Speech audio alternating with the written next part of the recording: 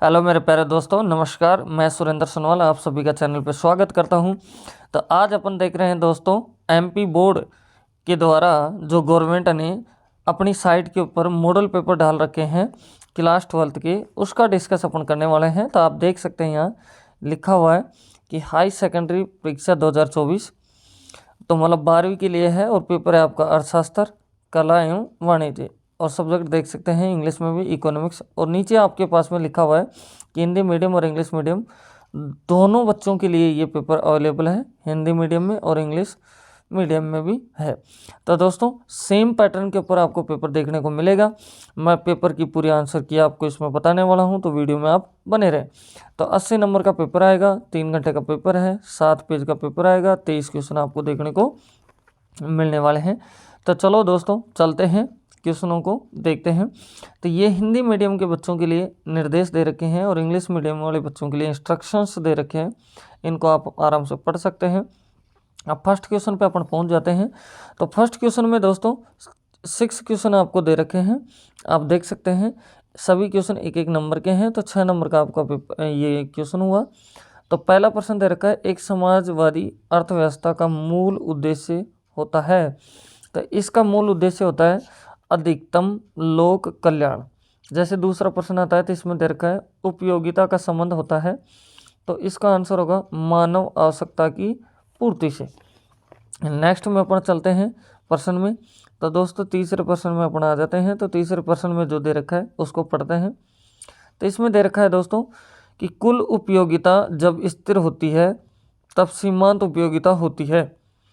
तो यह आपसे पूछा जा रहा है, तो इसका आंसर होगा 0, मतलब 0। नेक्स्ट में आपको दे रखा है निम्नलिखित में से कौन सी वस्तु पूरक वस्तु है। तो ये है आपकी कार तथा पेट्रोल।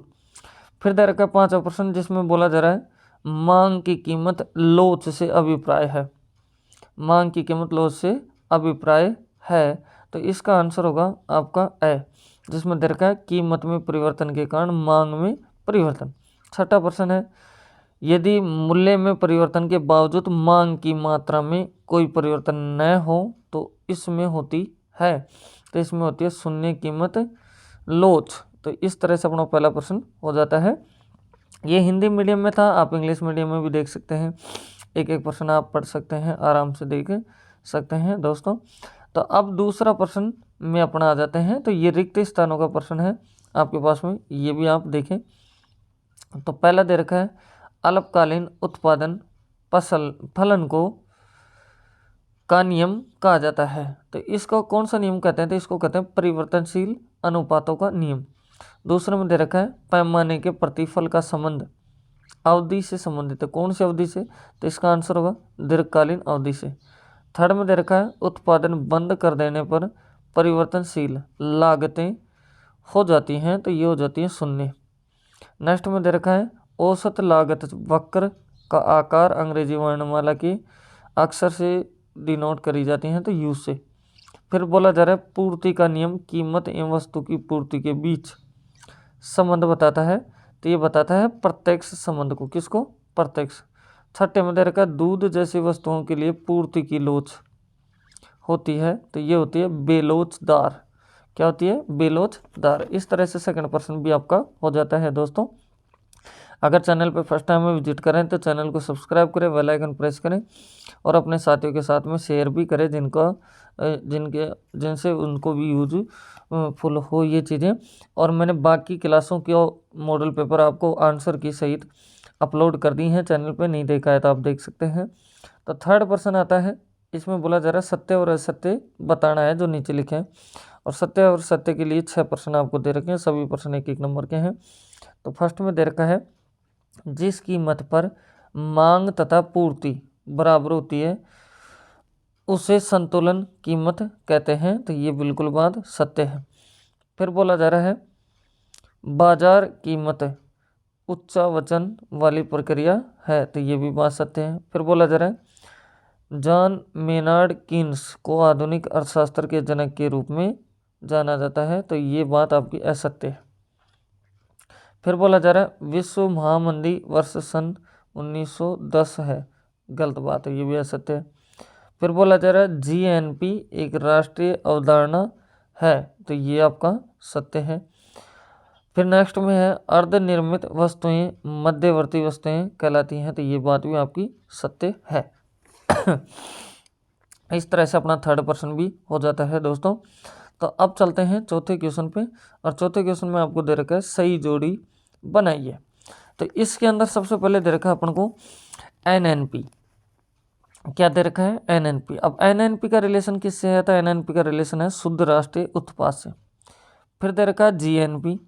जीएनपी का जो आंसर होगा मैच करेगा ये है सकल राष्ट्रीय उत्पाद। फिर बोला जा रहा है वस्तु विनिमय की कठिनाई।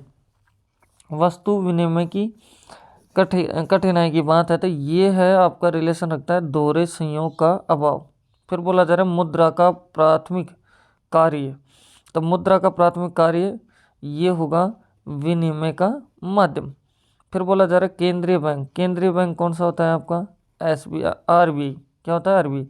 व्यावसायिक बैंक कौन सा है आपका? ये दोस्तों एक सेकंड,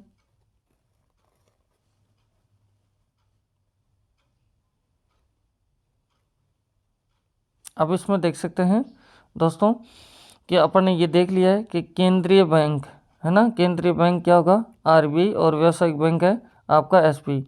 एमपीसी, एमपीसी का मतलब होता है सीमांत उपभोग प्रकृति। इस तरह से अपने पास में ये हो जाता है दोस्तों।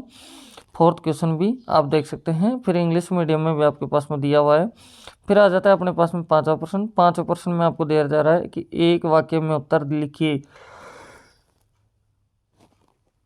और इसमें 7 प्रश्न दे रखे हैं। 7 नंबर का प्रश्न है ये।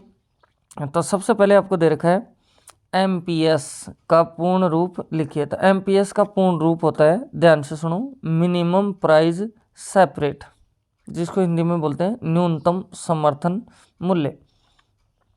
दूसरे में बोला जा रहा है उपभोग फलन क्या है। तो उपभोग फलन किसको बोलते हैं? तो सुनो, उपभोग फलन उपयोग में लाए गए आगतों तथा निर्गतों के मध्य का अंतर होता है। थर्ड में दिया जा रहा है औसत उपभोग प्रवृत्ति क्या है। तो औसत उपभोग प्रवृत्ति क्या है? तो इसका आंसर अपन देंगे।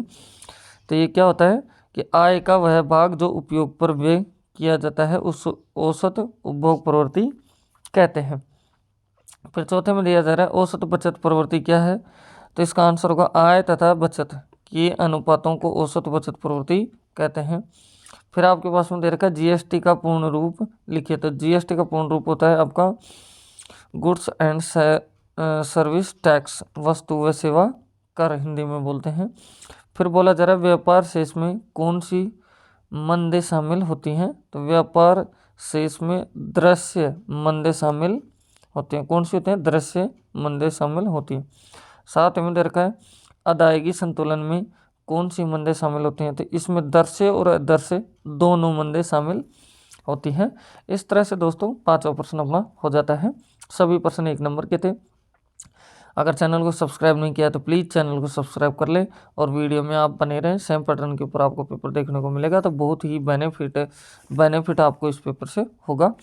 तो अब चलते हैं अपने छठे क्वेश्चन में। सभी प्रश्न अब 2-2 नंबर के प्रश्न आ रहे हैं, और सभी प्रश्नों के अथवा में भी आपको दे रखा है। अथवा का मतलब होता है या तो आप ऊपर वाला करें, ये नहीं आता तो आप नीचे वाला, दोनों में से एक करना होता है।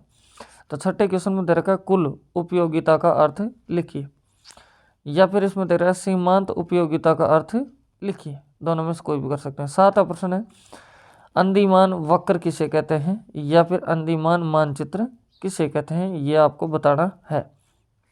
फिर अपन आ जाते हैं 8वें प्रश्न पे। अब 8वां प्रश्न क्या कह रहा है, देखो ध्यान से, बजट रेखा किसे कहते हैं, या फिर मांग का अर्थ लिखिए। 9वां प्रश्न है उत्पादन फलन किसे कहते हैं, या फिर इसका है अल्पकाल तथा दीर्घकाल किसे कहते हैं। 10वें प्रश्न में स्थिर लागत किसे कहते हैं। 10वें प्रश्न का भी आप अथवा का देख सकते हैं, क्या देर का परिवर्तनशील लागत किसे कहते हैं। सभी 2-2 नंबर के प्रश्न चल रहे हैं। अब 11वां क्वेश्चन चलता है, जिसमें दिया जा रहा है परिवर्तनीय अनुपातों का नियम क्या है। इसके अथवा में है पैमाने के प्रतिफल किसे कहते हैं। तो दोस्तों बहुत इजी पेपर है, छोटे छोटे प्रश्न हैं, आप देख सकते हैं आराम से। 12 प्रश्न आता है, इसमें दर का उपभोग वस्तुएं किसे कहते हैं। इसके अथवा का भी आप देख सकते हैं। 13 क्वेश्चन है, राष्ट्रीय आय गणना की किन्हीं 2 विधियों के नाम लिखिए। ये नहीं आता है तो आप ये कर सकते हैं, दोहरी गणना किसे कहते हैं। 14 क्वेश्चन में केंद्रीय बैंक के कोई 2 कार्य लिखिए, इसको भी आप कर सकते हैं। फिर नेक्स्ट में आपको दे रखा है, इसके अथवा में व्यावसायिक बैंक के कोई 2 कारण लिखिए, कार्य लिखिए। 15 में है, सरकारी बजट के कोई 2 उद्देश्य लिखिए, इसके अथवा का भी देखें। 16% में है कि व्यष्टि अर्थशास्त्र की कोई 3 विशेषताएं लिखिए, इसका अथवा का भी देखो। फिर आपको दे रखा है 17 क्वेश्चन में क्या कि पूर्ण प्रतिस्पर्धा के कोई 3 लक्षण लिखिए, इसके अथवा में है लाभ अधिकतमीकरण की 3 शर्तों को लिखिए। ऐसे 18 क्वेश्चन आप आ जाते हैं, 3-3 नंबर के प्रश्न अपने चल रहे हैं दोस्तों। तो 18% में जो दे रखा है वो दे रखा है इस तरह से कि समग्र मांग का क्या अर्थ है, इसके 2 घटक बताइए। ये नहीं आता तो आप ये कर सकते हैं, न्यून मांग किसे कहते हैं, इसे ठीक करने के 2 उपाय लिखिए। 19 में है राजस्व व्यय तथा पूंजीगत व्यय में भेद कीजिए, और ये कोई 3 लिखना है भेद। ये नहीं आ रहा तो ये कर सकते हैं, राजस्व घाटा राजकोषीय घाटे में भेद लिखिए, और इसके भी 3 पॉइंट आपको लिखने। 20 क्वेश्चन में है पूर्णतया लोचदार मांग तथा पूर्णतया बेलोचदार मांग को रेखा चित्र की सहायता से समझाइए। रेखा चित्र के हेल्प से आपको बताना है डायग्राम से। 20 का अथवा नहीं आता है तो इसको कर सकते हैं। 21वां क्वेश्चन आपके सामने आ रहा है, इसको देखिए। बोला जा रहा है उच्चतम निर्धारित कीमत तथा निम्नतम निर्धारित कीमत को उदाहरण सहित समझाइए। ये नहीं आ रहा था आप ये कर सकते हैं, बाजार संतुलन की व्याख्या रेखा चित्र द्वारा समझो। ये सभी प्रश्न आपके 4 नंबर के चल रहे हैं। 22वां है मितव्ययता की विरोधाभास की व्याख्या कीजिए। ये नहीं आ रहा था आप ये कर सकते हैं, गुणक किसे कहते हैं, इसकी क्रियाविधि लिखिए। 23वें में है स्थिर विनिमय दर प्रणाली के कोई 4 गुण लिखिए। ये नहीं आता है तो आप इसके अथवा में जो दे रखा है इसको भी देख सकते हैं, जिसमें दे रखा है तीव्रती विनिमय दर प्रणाली की कोई 4 गुण लिखिए। तो इस तरह से दोस्तों आपका पूरा पेपर हो जाता है। ये आपने देखा, चैनल पर फर्स्ट टाइम विजिट करें तो फिर से दोस्तों मैं यही कहूँगा चैनल को सब्सक्राइब करें। और अगर बाकी क्लासें आपने नहीं देखी हैं, सभी मॉडल पेपर मैंने सभी सब्जेक्ट के डाल दिए हैं, तो उनको भी जा कर के देखें और अपने दोस्तों के साथ भी शेयर करें। तो फिर मिलते हैं नेक्स्ट वीडियो में। Thank you.